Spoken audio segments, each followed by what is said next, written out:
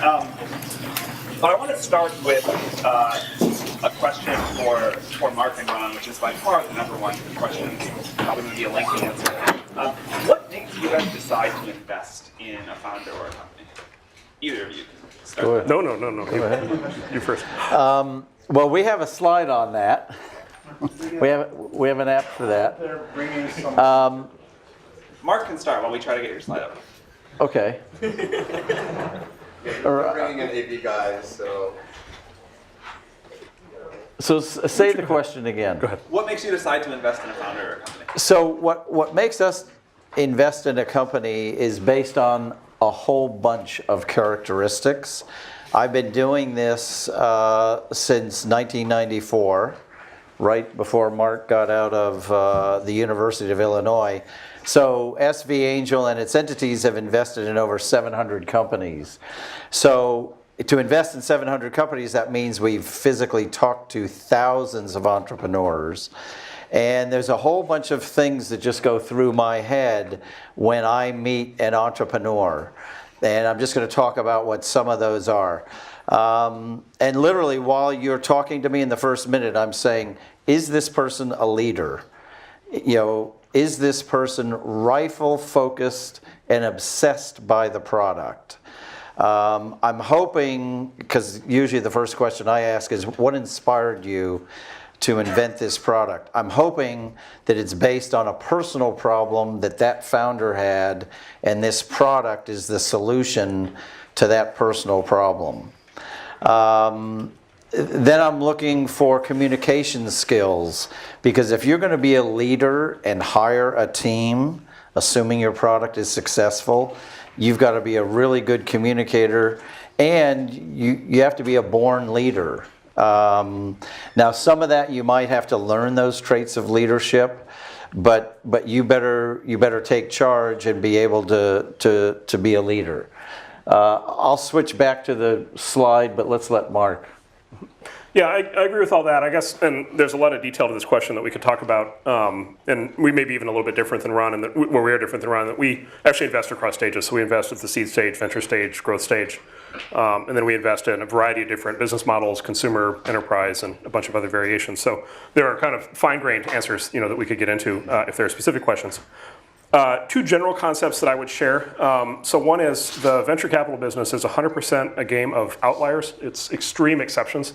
Right, so the conventional statistics are, on the order of 4,000 venture fundable companies a year that want to raise venture capital. About 200 of those will get funded by what's considered a top tier VC. About 15 of those will someday get to $100 million in revenue. And those 15 from that year will generate something on the order of 97% of all the returns for the entire category of venture capital in that year. And so venture capital is such an extreme feast or famine business. You're either in one of the 15 or you're not, or you're in one of the 200 or you're not. And so the big thing that you're just looking for, no matter which sort of particular kind of criteria we talk about, they all have the characteristic of you're looking for the extreme outlier. The other thing I'd highlight that we think about a lot internally is we have this concept, invest in strength versus lack of weakness. And at first that sounds obvious, but it's actually fairly subtle, which is sort of the default way to do venture capital is to kind of check boxes, right? So, really good founder, really good idea, really good, products, really good initial customers, check, check, check, check. Okay, this is reasonable, I'll put money in it. But what you find with those sort of checkbox deals, and they get done all the time, but what you find is they often don't have something that really makes them really remarkable and special, right? They don't have an extreme strength that makes them an outlier. On the other side of that, the companies that have the really extreme strengths often have serious flaws. And so one of the cautionary lessons of venture capital is if you don't invest on the basis of serious flaws, you don't invest in most of the big winners. And we could go through example after example after example of that. But that would have ruled out almost all the big winners over time. And so at least what we aspire to do is to invest in the startups that have a really, really extreme strength along an important dimension, and then be willing to tolerate some other set of weaknesses. Ron, we got your slide up. Okay, I don't want to over dwell on the slide, but when you first meet an investor, you've got to be able to say in one compelling sentence that you should practice like crazy what your product does, so that the investor that you're talking to immediately can picture the product in their own mind. Probably 25% of the entrepreneurs I talk to today still, after the first sentence, I don't know what they do. And as I get older and less patient, I say, back up, I don't even know what you do yet. But so try and get that perfect. And then I want to skip to the second column. You have to be decisive. The only way to make progress is make decisions. Procrastination is the devil in startups. So no matter what you do, you got to keep that ship moving. If it's decisions to hire, decisions to fire, you got to make those quickly. All about building a great team. Once you have a great product, then it's all about execution and building a great team. Parker, could you talk about your seed round and how that went and what you wish you had done differently as a founder raising money? Sure. So actually, I think my seed round, most of the stuff with my current company felt like, from a fundraising perspective, felt like it came together relatively quickly. But actually, one of the experiences that I had, I started a company before this that I was at for about 6 years, and my co-founder and I pitched almost every VC firm in Silicon Valley. I mean, we literally went to like 60 different firms, and they all told us no. And we were constantly trying to figure out, how should we adjust our pitch, and how should we do the slides differently, and how do we tweak the story, and that sort of thing. And at one point, there was this sort of key insight that someone gave me when I was pitching, actually someone at Coastal Ventures. This VC said, guys, he was looking for some very particular kind of analysis that we didn't have on hand. And he was like, guys, you don't get it. He was like, if you guys were the Twitter guys, you guys could come in and you could just be like, blah, blah, blah, blah, and like, put whatever up here, and like, we would invest in you, but like, you guys aren't the Twitter guys, so you need to make this really easy and have like all this stuff ready for us and all this kind of stuff. And I took like the exactly opposite lesson of what he, I think, wanted me to take away from that with, which was like, geez, like I should really just figure out a way to be the Twitter guys. And like, that's the way to do this. And so actually, like, one of the reasons I started my current company, or one of the things I found very attractive about Zenefits, is as I was thinking about it, it seemed like a business. I was so frustrated from this experience of having tried, for like 2 years to raise money from VCs, and it sort of decided, like, to hell with it. You can't count on there being capital available to you. And so the business that I started seemed like one that like actually just maybe I could do it without raising money at all. Like there might be a path to kind of, there was enough cash flow, it seemed compelling enough that I could like do that. And it turns out that those are exactly the kinds of businesses that investors love to invest in. And it made it incredibly easy. So I actually think Sam was very kind and said I was an expert in fundraising. The reality is I don't actually even think I'm very good at fundraising. It's probably something I'm like less good at than sort of other parts of my job. But I think if you can build a business that's where everything is like moving in the right direction, if you can like be the Twitter guys, like nothing else matters. And if you can't be the Twitter guys, it's very hard for anything else to make a difference, for things to kind of come together for you. Why did that VC say be like the Twitter guys when the fail whale dominated the site for 2 years? Because It kept growing anyway. it worked. Yeah. The other point I want to make is bootstrap as long as you possibly can. I met with one of the best founders in tech who's starting a new company, and I said to her, well, when are you going to raise money? I might not. And I go, that is awesome. Never forget the bootstrap. So I was actually going to close on this, but I'm just going to accelerate it because Parker, I think, just gave you the most important thing you'll ever hear, which is what I was also going to say, which is, so the number one piece of advice that I've ever read and that I tell people on these kinds of topics is always, it's from the comedian Steve Martin, who I think is an absolute genius, wrote a great book on his startup career, which obviously was very successful. The book's called Born Standing Up, and it's a short little book, and it describes how he became Steve Martin. And the heart of the book is, he says, what's the key to success? He says the key to success is be so good they can't ignore you, right? And so in a sense, like all this, we're going to have this entire entire conversation, and I'm sure we'll keep having it about how to raise money, but in a sense, it's all kind of beside the point. Because if you do what Parker's done and you build a business that is going to be a gigantic success, then investors are throwing money at you. And if you come in, with a theory and a plan and no data, and you're just one of, the next 1,000, it's going to be far, far harder to raise money. So that's the positive way to put it, is kind of be so good they can't ignore you. In other words, you're almost always better off making your business better than you are making your pitch better. The other thing, that's the positive way of looking at it. The negative way of looking at it, or the cautionary lesson, is that, and this gets me in trouble every single time I say it, but I'm on a ton of flu medication, so I'm going to go ahead and just let it rip. Raising venture capital is the easiest thing a startup founder is ever going to do. As compared to recruiting, right, as compared to recruiting engineers, in particular as compared to recruiting engineer number 20, it's far harder than raising venture capital. Selling to enterprise customers is harder. Getting viral growth going on a consumer business is harder. Getting advertising revenue is harder. Almost everything you'll ever do is harder than raising venture capital. And so I think Parker is exactly right. If you get in a situation in which raising the money is hard, it's probably not hard compared to all the other stuff that's about to follow.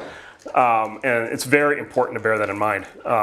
It's often said raising money is not actually a success. It's not actually a milestone for a company, and I think that's true, and I think that's the underlying reason. It puts you in a position to be able to do all the other harder things. Related to that, what do you guys wish founders did differently when raising money? And specifically, Marc, you mentioned this relationship between money and risk and how that applies here, so maybe we could start with that. Yeah, so the single biggest thing that people are just missing, and I think it's all of our faults, we're all not talking about it enough, but I think the single biggest thing entrepreneurs are missing, both on fundraising and how they run their companies, is the relationship between risk and cash. So the relationship between risk and raising cash, and then the relationship with risk and spending cash. So I've always been a fan of something that Andy Rachleff taught me years ago, which he calls it the onion theory of risk, which basically is, you can think about a startup like on day one as having every conceivable kind of risk, right? And you can basically just make a list of the risks. And so you've got, founding team risk. Are the founders going to be able to work together? Do you have the right founders? You're going to have product risk. Can you build a product?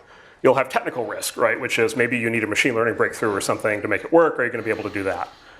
You'll have, launch risk. Will the launch go well? You'll have, market acceptance risk. You'll have revenue risk. A big risk you get into in a lot of businesses that have a sales force is, can you actually sell the product for enough money to actually pay for the cost of sale? So you have cost of sale risk. If you're a consumer product, you'll have viral growth risk. Will you get the thing of viral growth? And so a startup at the very beginning is basically just this long list of risks. Right, and then the way that I always think about running a startup is also the way I think about raising money, which is it's a process of peeling away layers of risk as you go, right? And so you raise seed money in order to peel away the first 2 or 3 risks, right? The founding team risk, the product risk, maybe the initial launch risk. You raise the A round to peel away the next level of product risk. Maybe you peel away some recruiting risk because you get your full engineering team built. Maybe you peel away some customer risk because you get your first 5 beta customers, right? And so basically the way to think about it is you're peeling away risk as you go. You're peeling away risk by achieving milestones.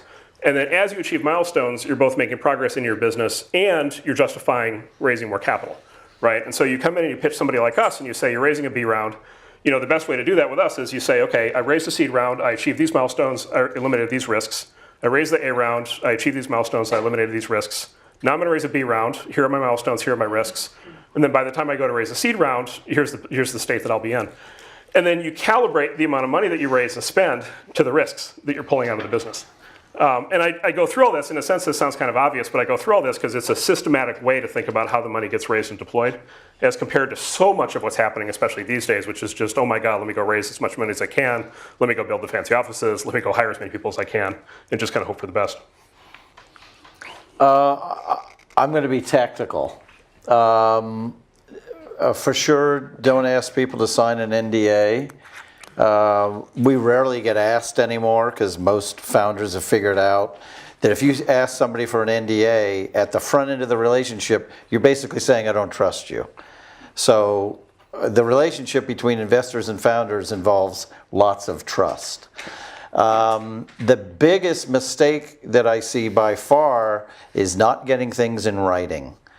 My advice on the fundraising process is do it as quickly and efficiently as you possibly can.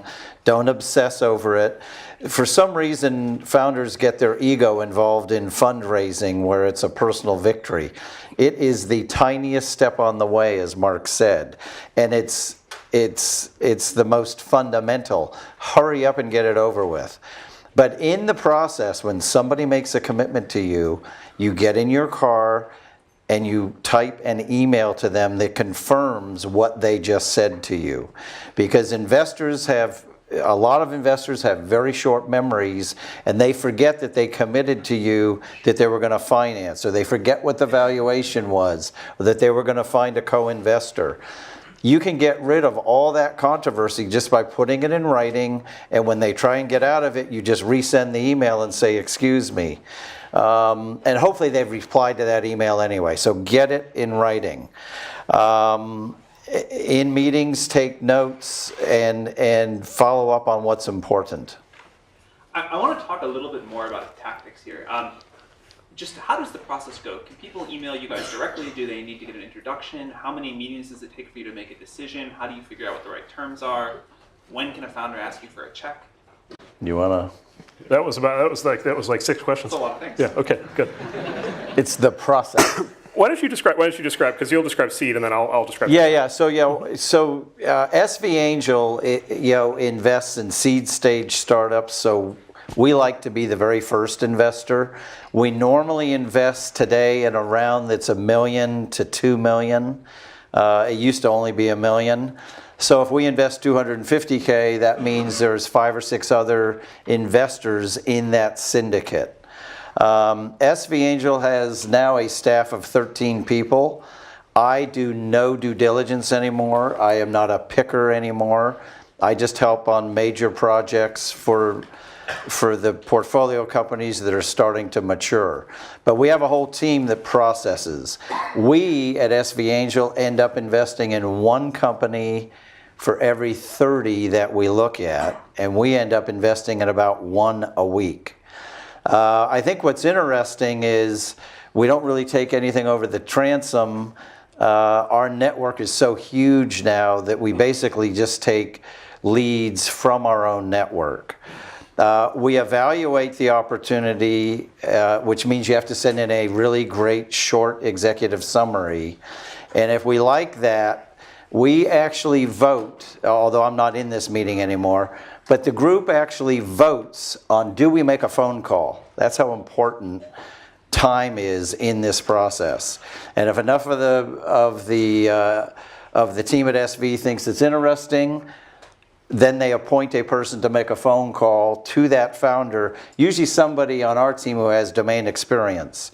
If the phone call goes well, bingo, we want to meet you. If SV Angel asks you for a meeting, we are well on our way to investing. If that meeting goes well, we'll do some background checks, backdoor background checks, get a good feeling about the company, the market that they're going after, and then make the commitment to invest, and then start helping get other value-add investors to be part of the syndicate. Because if we're going to have an equal workload, we want the other investors in this company to be great angel investors as well. So I'll talk a little bit about the venture stage, kind of the Series A stage, that follows. So to start with, I think it's fair to say at this point that the top tier venture capitalists pretty much only invest in 2 kinds of companies at the Series A stage. One is if they have previously raised a seed round. And so it's almost always the case when we're doing a Series A investment that the company has $1 million or $2 million of seed financing, from Ron and folks that he likes to work with. Almost always, by the way, Ron, just to be clear, and folks he likes to work with. So first, either they have a seed round. So if you're going to raise Series A, the first thing to do is raise seed because that's generally the way the progression works at this point. Every once in a while, we'll go straight to A on a company that hasn't raised a seed round. Really, the only times, though, that happens are when it's a founder who has been a successful founder in the past and is almost certainly somebody we've worked with in the past. So we have an announcement. We just did one of these. We'll announce in a few weeks where it's a founder who I was an angel investor. Actually, I think Ron was also in the team's company in like 2006. and then the company did its thing, and then ultimately was acquired by another big company, and then that team now is starting their new thing. So in that case, we're just going to jump it straight to an A because they're so well known and they have a plan all lined up for it. But that's the exception. It's almost always preceded by a seed round. The other thing is, I guess I mentioned this already, but we get, similar to what Ron said, we get 2,000 referrals a year through our referral network. A very large percentage of those are referrals through the seed investors, and so by far the best way to get the best introductions to the A stage venture firms is to work through the seed investors, or to work through something like Y Combinator. Speaking about terms, what terms should founders care most about, and how should founders negotiate? Maybe Parker, we can start with you on this one. Sure. Well, I think probably precisely because of what Mark said, the most important thing at the seed stage is picking the right seed investors, because they're going to sort of lay the foundation for future fundraising events. They're going to make the right introductions. And I think there's an enormous difference in the quality of an introduction. So if you can get a really good introduction from someone who a venture capitalist really trusts and respects, the likelihood that that's going to go well is so much higher than sort of like a much more lukewarm introduction from someone they don't know as well. So at the seed stage, probably the best thing you can do is find the right investors, and then. How does a founder know who the right investors are? Well, I think it's really hard. So one of the best ways, not to give a plug for YC, but YC does a very good job of telling you exactly who they think those people are. And can really direct you towards, and I actually have found it to be like pretty accurate in terms of like who you guys said were going to be the best people. Like they ended up being the most helpful as we were raising subsequent rounds. Sort of really provided the best introductions, and the people who maybe I thought were seemed okay, but were not were not as sort of highly rated by YC. Like that ended up being the case that they were kind of like real duds in the seed round. Someday we're going to publish our list of these people. Oh my God, there are going to be a lot of upset people when we do. So how do you think about negotiation? How do you figure out what the right valuation for a company is? What other terms? Well, so I started out, like when I was raising my seed round, I really didn't know. And we had conversations about this. I probably started a little too high on the valuation side. So as you guys know, like Y Combinator sort of culminates in this thing called Demo Day, where you get sort of all of these investors at once who are looking at the company. And I started out trying to raise money at like a $12 or a $15 million cap, which is like not quite the same thing as a valuation, but sort of roughly equivalent. And everyone was like, "That's crazy. That's completely nuts. They're like you're like too big for your britches. Like that's completely just wouldn't work." And so I ended up sort of walking it down a little bit, and within sort of the space of a couple days, said, "Okay, well I'm going to raise it 9." And then suddenly, for whatever reason, that had sort of hit some magical threshold on the seed stage that it was below 10. That it seemed like there was like almost infinite demand for the round at a 9 million cap. So no one would pay 12, but at a $9 million cap, it felt like I probably could have raised like $10 million. And the round came together, in roughly about a week. At that point, once I kind of hit that threshold. And so there seemed to be, and they probably fluctuate over time, but there seem to be these sort of like thresholds, particularly for seed stage companies, that investors will think of as like, this is what, like above this level is like crazy, that like doesn't matter. And there's sort of like a rough kind of range that people are willing to pay. And so you just kind of like, you have to just kind of figure out what that is, get the money that you need, don't raise any more than you need, and just kind of get it done. And at the end of the day, like whether you raise at 12 or 9 or like 6, it's not a huge deal for the rest of the company.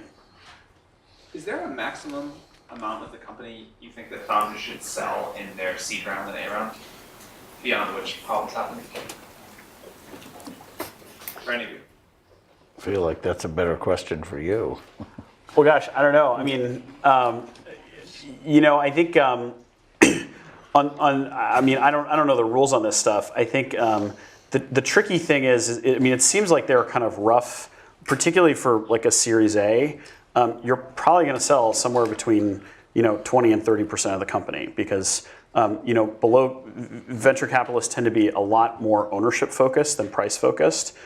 So you might find that it's actually, sometimes when companies raise really big rounds, it's because the investor basically said, listen, I'm not going to go below 20% ownership, but I'll pay more for it. And so, and above 30%, probably sort of weird things happen to the cap table. Like it gets hard, down the line to sort of, for there to be enough room on the cap table for everyone. And so everything seems to come in that range. That probably just is what it is in most cases. So at the seed stage, I mean, what I've heard, there doesn't seem to be any magic to it, but it seems like 10 to 15% is what people say. But that's mostly just what I've heard.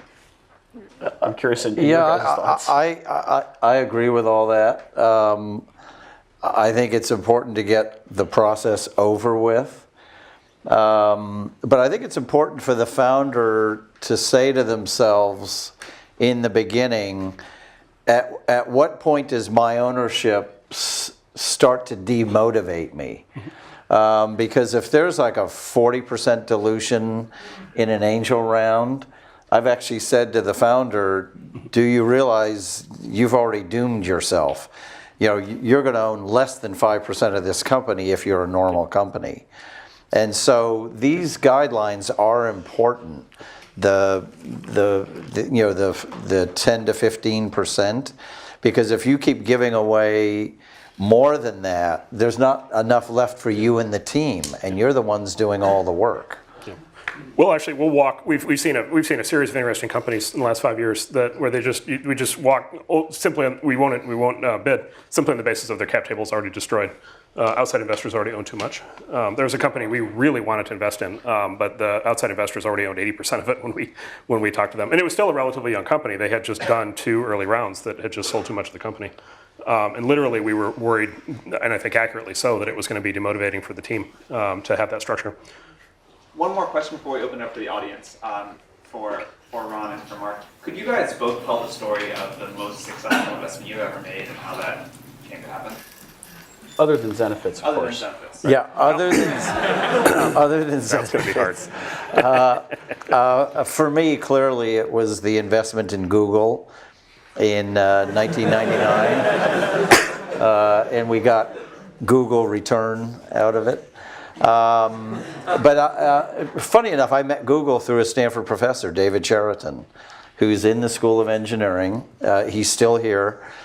He was actually an angel investor in Google and an investor in our fund. And kind of the quid pro quo we have with our investors in the fund is you have to tell us about any interesting company that you see. And we loved it that David Cheriton was an investor in our fund because he had access to the computer science department's deal flow. And we were at this party at Vivek Ranadive's house in full tuxedo. I hate tuxedos. And did anyone here know David Cheriton? Because you know for sure he does not like tuxedos, and he was in a tuxedo. But I went up to him and we complained about our attire. And then I said, hey, what's happening at Stanford? And he says, well, there's this project called Backrub, and it's search by page rank and relevancy. And back in today, page rank and relevancy, everyone says, oh, that's so obvious. In 1998, that was not obvious. That engineers were designing a product based on this thing called page rank. And all it was a simple algorithm that said, if a lot of people go to that website and other websites direct them there must be something good happening on that website. That was the original algorithm. And the motivation was relevance. So I said to David, I have to meet these people. And he said, you can't meet them till they're ready, which was the following May, funny enough. I called them every month for 5 months, and finally got my audition with Larry and Sergey. And right away, they were very strategic. They said, we'll let you invest if you can get Sequoia. We don't know Sequoia, but they're investors in Yahoo. And because we're late to market, we want an OEM deal with Yahoo. So I earned my way into the investment in Google. What about you?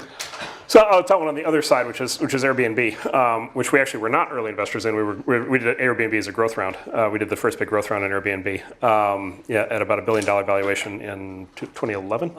And I think that will turn out to be, I believe that will turn out to be one of the spectacular growth investments of all time. We'll see, but I think it's going to be, I think this is really going to be one of the big companies. So I'll tell that story because it's not a story of pure genius. It's a, we passed it. We didn't even meet with them. I don't think we met with them the first time around, or maybe one of our junior people did. But it was one of these, it's, I said earlier that venture capital is entirely a game of outliers, right? One of the key things with outliers is the ideas often seem completely nuts up front. And so, of course, the idea of a website where you can have other people stay in your house, if you just like made a list of the ideas that are like most nuts, that would be like right there at the top. And then I have a very nice email from you passing do you? them. Yeah, good. Hopefully I was very courteous in my stupidity. Well, the second most stupid idea you could possibly think of is a website where you can stay in other people's houses. And so the Airbnb uniquely combines both of those bad ideas. So, of course, it turns out they've unlocked an entirely new way to basically software eats real estate. They've unlocked this just gigantic network effect. It's a gigantic global phenomenon. It's going to be an enormously successful company. So part was just coming to grips with the fact that we had whiffed on our initial analysis of the idea, and that the numbers were clearly proving that we were wrong, and the customer behavior was clearly proving that we were wrong. So one of our philosophies at our firm is we're multi-stage. The big reason for that is so we can fix our mistakes, and we can pay up to get in later when we screw up early on.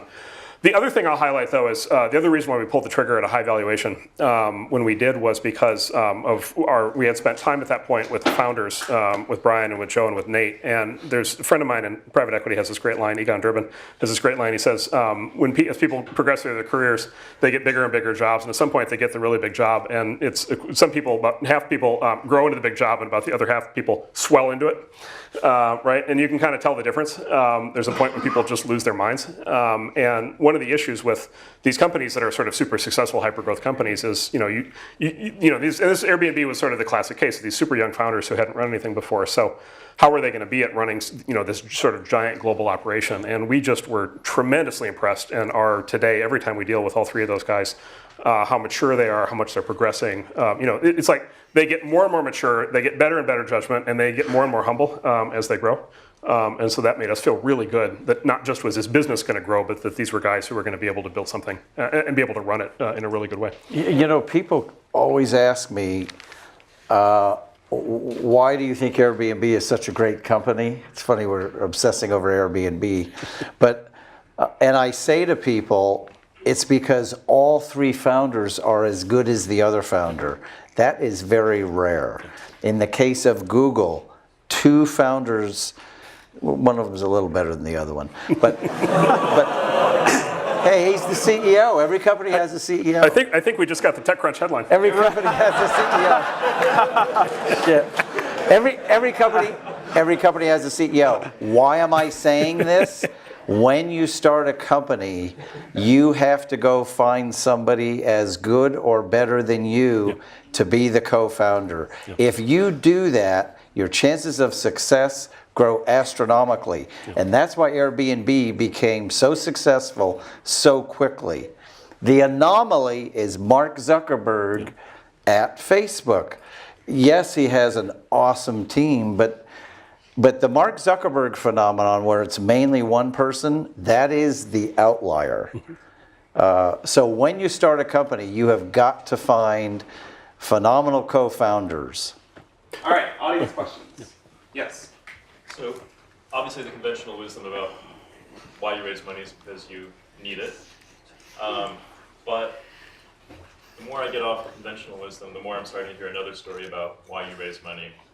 And I'm actually hearing founders say it's more to facilitate the big exit, or in the worst case, to facilitate the acqui-hire instead of just fizzling out into nothing. To what extent is that accurate thinking or flawed thinking? Does raising money help you with an exit or an acqui-hire? Well, if you pick good investors who have good Rolodexes and domain expertise in what your company does, they're going to add a lot more value than the money. And those are the types of investors you should be looking for. Yeah, so the answer to the question is clearly yes, but also in a sense it doesn't matter because you can't plan these things according to the downside. And so, I mean, that's the scenario you are not, or obviously you're not hoping for. And so while the answer is yes, probably that shouldn't enter into the decision-making process too much. It might enter into which investor to raise money from. It probably doesn't enter into the whether to raise money question that much, I don't think. Do you intend to start a business just still want to end up with some equity. Do you guys have any advice about how to deal with that? Because you're talking about demotivation and so on. Not everything is like you start some software, it's viral, whatever else. What should founders do for capital-intensive companies to still retain ownership? So this is, I would double down on my previous comments on the onion theory of risk and the staging of risk and cash, which is the more capital intensive the business, the more intense and serious you have to be about exactly what's going to be required to make the business work and what the staging of milestones and risks are. Because in that case, you want to line up, you want to be very precise of lining up, because the risk is so high that it'll all go sideways, right? So like you want to be very precise what you're going to accomplish with your A round and what's going to be a successful execution of the A round, because if you raise too much money in the A round, that'll seriously screw you up right later on down the road, and because you're going to raise the C, D, E rounds, and then the cumulative dilution will get to be too much. And so you have to be precise on every single round. You have to raise as close to the exact right amount of money as possible, and then you have to be as pure and clean and precise with the investors as you can possibly be about the risks and the milestones. But this, by the way, is a big thing. This is actually, I'm really glad you asked the question. It kind of goes back to what Parker said. Like, look, if you walk into our firm and you've got Twitter or you've got Pinterest or you've got something and it's just viral growth and it's just on fire and it's just going to go, like those are the easy ones. Like it's just like, let's put money in it and let's just feed the beast and off it goes. But if you walk in and you're like, I got this really great idea, but it's going to take $300 million staged out over the next 5 years, probably across 5 rounds, it has a potentially very big outcome. But boy, like this is not Twitter. Like this is going to be serious heavy lifting to be able to get there. We will still do those, but the operational excellence on the part of the team matters a lot more. And one of the ways that you convey the operational excellence is in the quality of the plan. And so back to the Steve Martin thing, be so good they can't ignore you. The plan should be very precise. And there are ways, if you're capital equipment intensive, there are ways of borrowing money in addition to venture capital. Yeah, you can kick in, right? You can kick in a venture debt and then later on lease financing. But again, that underlines the need for operational excellence, because if you're going to raise debt, then you really need to be precise on how you're running the company, because it's very easy to trip the covenants on a loan and it's very easy to lose the company. And so it's a thread the needle process that demands just sort of a more advanced level of management than sort of the next Snapchat. What are some bad signs for investors that you shouldn't work with for your company? Yeah, this is a good question. How do you know what's the sign that you should avoid as a particular investor? Well, it's the inverse of what I said about a good investor. If it's an investor who has no domain expertise in your company, does not have a Rolodex where they can help you with introductions, both for business development and in helping you do the intros for Series A, you should not take that person's money, especially if they're in it just to make money. And you can suss those people out, pretty quickly. Yeah, I'm glad you asked that question. I bring up sort of a broader point, which is if your company is successful, we're talking about it. I think generally, at least the companies we want to invest in are the ones that want to build big independent franchise companies. So we're talking about a 10 or 15 or 20 year journey. 10, 15, 20 years, you may notice, is longer than the average American marriage. This is significant. The choice of key investors, in particular investors who are going to be on the board for a company, I think is just as important as who you get married to, which is extremely important. These are people you're going to be living with and partnering with and relying on and dealing with in in conditions of great stress and anxiety for a long period of time. And the big argument I always make is, and I make this all the time. Sometimes people believe it, sometimes they don't. Which is like, if everything just goes great, it kind of doesn't matter who your investors are. But almost never does everything just go great, right? Even the big successful companies, even the big, Facebook and all these big companies that are now considered very successful, along the way, all kinds of shit went, shit hit the fan over and over and over and over again. And there are any number of stressful board meetings and discussions and late night meetings with the future of the company at stake, where everybody really has to be on the same team and have the same goals and be pulling in the same direction and have a shared understanding and have the right kind of ethics and the right kind of staying power, to be able to actually weather the storms that come up. And one of the things that you'll find that is a big difference between first-time founders versus second-time founders is almost always the second-time founders take that point much more seriously after they've been through it once. And so it really, really, really matters. I always thought, and I believe that it does, it really matters who your partner is. It really is like getting married, and it is worth putting the same amount of time, maybe not quite as much time and effort into picking your spouse, but it is worth spending significant time really understanding who you're about to be partnered with, because that's way more important than, did I get another $5 million in the valuation, or did I get another $2 million in the check? The marriage analogy is great. I know at SV Angel, our attitude is when we invest in an entrepreneur, we are investing for life. Because we want to invest in, if we made the right decision, we're going to invest in every company they start. And once an entrepreneur, always an entrepreneur. So we actually do consider it a marriage. We're investing for life. One thing that which is another way of saying what Marc just said, is I always look for in that first meeting, do you feel like you respect this person, and do you feel like you have a lot to learn from them? Because sometimes you meet with VCs, and in the initial meeting you kind of feel like, man, they're just like slow on the uptake, or they don't get it, or they don't see it. And sometimes you walk in and they have this like just such an incredible amount of insight into your business that you walk out of there being like, man, even if these guys didn't invest, that sort of hour that I spent with them was such a great use of my time. I felt like I came out with a much clearer picture of what I need to do and where I need to go. And that's such a great microcosm of what the next couple years are going to be like. If you feel like you would want this person to be really involved in the company, even if they didn't have like a checkbook that they brought with them, that's probably a really good sign. And if not, that's probably a really bad sign. What's the constraint on the deal-making activities of angels and VCs? The time, money, or the lack of companies? What's the constraint on how many companies you guys can invest in? SV Angel's kind of gotten comfortable with one a week. You certainly can't do more than that, and that's a staff of 13. So it's really the number of companies. Ron, if you all worked twice the number of hours, would you invest in twice the number of companies? I would advise against that. I would rather just add more value to the existing companies. Maybe you could, I'll take the role of questioner for a second. Maybe you could you talk a little bit about conflict policy? Or not conflict policy? Well, SV Angel actually does have a written conflict policy. But when we end up with a conflict, it's usually because one company has morphed into another space. We don't normally invest in companies that have a direct conflict. If we do, we will disclose it to the other company, to both companies. And keep in mind, at our stage, we don't know the company's product strategy anyway. We probably don't know enough to disclose. But our conflict policy also talks about this really important word, which is trust. In other words, we're off to a bad start if we don't trust each other. And with SV Angel, the relationship between the founder and us is based on trust. And if somebody doesn't trust us, then they shouldn't work with us. Marc, will you invest in competitive companies? Yeah, so this is actually, so let me go back to the original question, then I'll come back to that. So the original question is, this is the thing we talk about most often in our firm. So this is kind of the question that's at the heart of, I think, how all venture capital operates. Which is the question of constraints. So the big constraint on a top-tier venture capital firm, the big constraint is the concept of opportunity cost. So it's the concept that basically everything you do means that there are a whole bunch of other things that you can't do.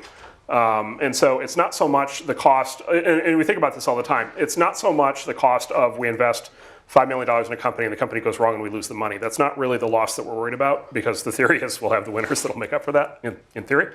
The cost that we're worried about is every investment we make has two implications for how we run the firm. Every investment we make, number one, rules out conflicts. And so our policy for sure on venture and growth rounds is that we don't invest in conflicting companies. And so we can only invest in one company in a category. And so if we invest in MySpace and then Facebook comes along a year later, like, we're out. We can't do it, right?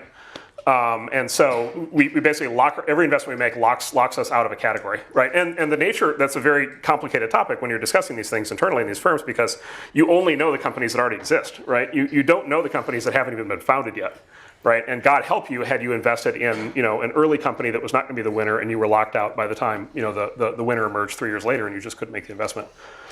So that's one issue, is conflict policy. The other issue is opportunity cost on the time and bandwidth of the general partners. And so going back to the concept of adding value, we're a typical firm, we're a fairly typical firm of 8 general partners, Each general partner can maybe be on 10 to 12 boards in total if they're completely fully loaded.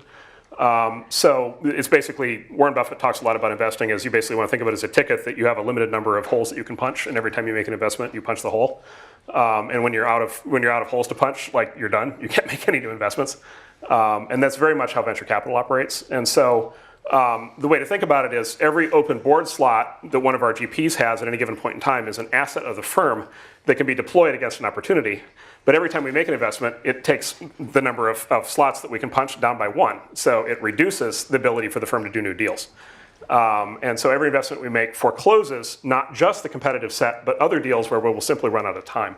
And this is sort of a big thing of like, well, it goes back to what I said earlier, like this company's pretty good. It seems fairly obvious that it's going to raise venture funding. Why didn't you fund it? Well, on its own, if we had unlimited capacity, we probably would have. Like, it'll probably make money. But relative to getting blocked out of the competitive set and relative to not having that open board seat for an even better opportunity, we pass on that basis a lot. It's pretty widely agreed that it's easier than ever to build an MVP, to launch, to get traction. At the same time, I know that there are seed deals that happen pre-MVP or even pre-launch and pre-traction. So in those instances where you do a seed round with a company that either doesn't have a product yet or hasn't launched, gotten impressive traction, what do those deals look like, and what do you make that judgment based on? What convinces you to invest with no product and no traction? What would convince us, which is what usually convinces us, is the founder and their team themselves. So we invest in people first, not necessarily the product idea. The product ideas tend to morph a lot. So we will invest in the team first. If it's pre-users, the valuation is going to tend to be corresponding lower unless one of the founders has a success track record. Yeah, for us, it's almost always, if there's nothing at the time of investment, then it's almost, other than a plan, it's almost always a founder who we've worked with before or a founder who's very well known. By the way, the other thing worth highlighting is you kind of, in all these conversations, the default assumption is that we're all starting consumer web companies or consumer mobile companies. There are, other categories of companies. Capital intensive is one that's been brought up, but I'll just say, like, for example, enterprise software companies or enterprise, these days, SaaS, application companies or cloud companies. It's much more common that there's no MVP, right? It's much more common that they're a cold start. And it's much more common that they build a product in the A round. And there's no point to having an MVP because the customer's not going to buy an MVP. The customer actually needs the full product when they first start using it. And so the company actually needs to raise $5 or $10 million to get the first product built. But in almost all those cases, that's going to be a founder who's done it before. I think we have time for one more question. Yeah. Can you talk about the ideal board structure and investor perspective and founder perspective from that? Could you guys talk about the ideal board structure? You first. I think so. In our board, we're fortunate that we have there's myself and my co-founder and a partner from Andreessen Horowitz, which I think probably removes the fear. Probably creates a little more trust because it sort of removes the fear that someone's going to come in and just fire you arbitrarily because it's time for a big company CEO kind of thing. But in most cases, I think if you trust the people that you're working with, it shouldn't really be an issue because there's so few. I mean, things almost never come to a board vote, and by the time that they do, it's something's deeply broken at that point anyway. And most of the power that VCs have comes outside of the board structure. It's protective covenants that are built into the financing round. So it's you can't, take on debt, you can't sell the company, there are certain things that you can't do without them agreeing to it anyway. So it's probably less of a big deal than people make it out to be. What I found sort of is that it seems to me that as a founder, if things are going well at the company, you have sort of unlimited power vis-a-vis your investors, almost unlimited, no matter what the board structure is and no matter what the covenants are in the round. If you say, listen, I want to do this and I think this is what we need to do, and even if it's a good investor or a bad investor, even the bad investors will be let's make it happen because they want to ride this rocket ship with you. Yep. And when things are going badly, it does not matter what protections you've built into the system for yourself like, you know, at the end of the day, like you need to go back to the trough to get more money. And, you know, if like things aren't going well, like they're going to have all of the cards in their hand. And they're going to get to renegotiate all the terms. And exactly, they'll change all This the is what terms. happens actually when a company gets in dire straits. It actually doesn't matter what the terms of the prior rounds are. They all get renegotiated. This is, I think, the fundamental rule of raising money, other than never having down round, is that if things are going well, the founder is in control, and the company needs more money, and things are going badly, the investors are in control. I've been on boards for 20 years, public and private. I have never been in a board vote that mattered. It's always been never a vote. Many discussions, many controversies, many issues, never a vote. The decision has always been clear by the end, and it's either been unanimous or very close to unanimous. And so I think it is almost all around the intangibles and almost not at all around the details. Okay, thank you guys very much for coming today. Pleasure.